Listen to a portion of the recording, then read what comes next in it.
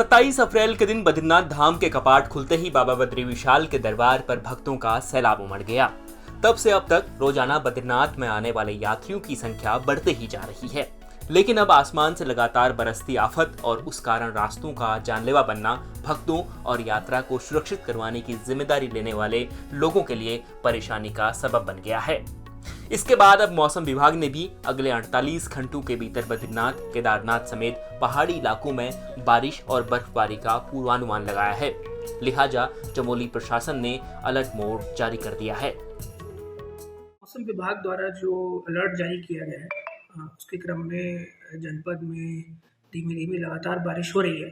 तो सभी जो हमारे विभागीय स्तर अधिकारी हैं, एसडीएम्स हैं, हमारा कंट्रोल रूम है, हमने सभी को अलर्ट पर रहने के निर्देश दिए हैं।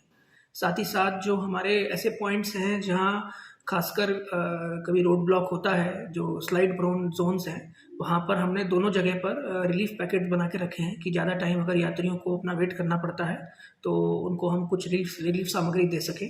साथ ही साथ बीआरओ, एनएचआईडीसीएल, एनएचपीडब्ल्यूडी को निर्देश दिए गए हैं कि जो सभी उनके सड़क मार्ग पर इस तरह के जो पॉइंट्स हैं वहाँ पर्याप्त मात्रा में मशीन, लेबर तैनात करके रखें, साइनेजेस लगाएं और मार्शल्स की तैनाती करें कि ऐसी भूदसाव की स्थिति में या कहीं लैंडस्लाइड होता है तो तत्काल उसमें कार्रवाई हो और किसी भी यात्री को कोई चोट या असुविधा का सामना ना करना पड़े।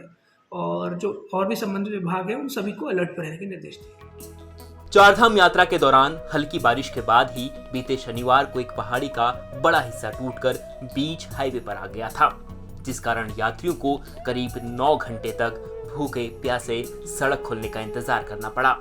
जिसके बाद अब बद्रीनाथ केदारनाथ मंदिर समिति के अध्यक्ष ने भी यात्रियों से यात्रा के दौरान सावधानी बरतने की अपील की है। देखिए, बद्रीनाथ और केदारनाथ धाम में काफ़ी दिनों से मौसम प्रतिकूल बना हुआ है। लगातार वर्षा और बर्फबारी हो रही है, लेकिन इसके बावजूद श्रद्धालुओं, तीर्थयात्रियों की श्रद्धा और आस्था में किसी प्रकार की कोई कमी नहीं दिखाई दे रही है। श्रद्धालु बड़े उत्साहित नज़र आ रहे हैं। प्रदेश सरकार के स्तर से, बद्रीनाथ केदारनाथ मंदिर समिति के स्तर से श्रद्धालुओं के सुगम और सरल दर्शन व्यवस्था के लेकर के सभी प्रयास सुनिश्चित किए जा रहे हैं। अलाव इत्यादि की भी व्यवस्था की गई है और प्रदेश के माननीय मुख्यमंत्री जी द्वारा लगातार यात्रा व्यवस्थाओं की मॉनिटरिंग की जा रही है।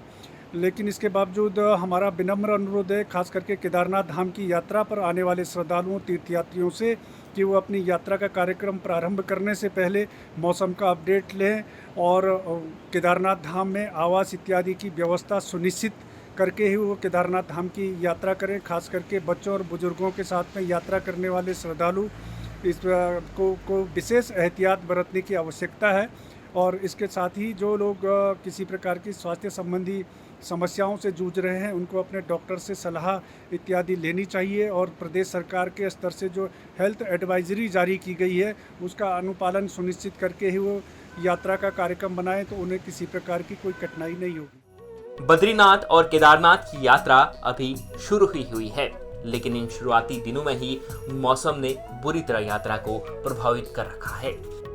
मौसम विभाग ने अगले 48 घंटों में पहाड़ों में जबरदस्त बारिश और बर्फबारी का पूर्वानुमान जताया है। वहीं बद्रीनाथ धाम में इस समय लगातार बारिश का दौर जारी है। ऊंचाई वाली जो चोटियां हैं, हेमकुंड साहिब और नीची घाटी का जो ऊंचाई वाला इलाका है, वहां पे बर्फबारी हो रही है। ऐसे में जो चारधाम यात्री हैं वो कहीं ना कहीं परेशान दिखाई दे रहे हैं। हालांकि प्रशासन से बात की है, उनका कहना है कि चारधाम यात्रा को बद्रीनाथ यात्रा को नहीं रोका गया है, अभी फिलहाल सुचारू है क्योंकि मार्ग ठीक है। लेकिन ज्यादा बारिश होने पर यात्रियों को सुरक्षित स्थान पर रुकने के निर्देश दिए गए हैं। और जो बद्रीनाथ धाम में इस समय बारिश और जो ठंड हो रही है, कपड़े प्रशासन का जो एडवाइजरी है वो जारी की है, क्योंकि ठंड इस समय मई के महीने में भी जबरदस्त हो रही है, जो कहीं ना कहीं यात्रियों के लिए थोड़ा सा परेशानी का सबब बन रहा है। वहीं बद्रीनाथ धाम की बात करें तो वहां पे इस समय सैलाब उमड़ा हुआ है, श्रद्धालु बड़ी संख्या में पहुंच रहे हैं। थोड़ी सी ठंड जरूर है लेकिन उत्साह में कहीं कोई कमी नहीं है। कमल नैन सिलोरी, चमोली, उत्तराखंड तक।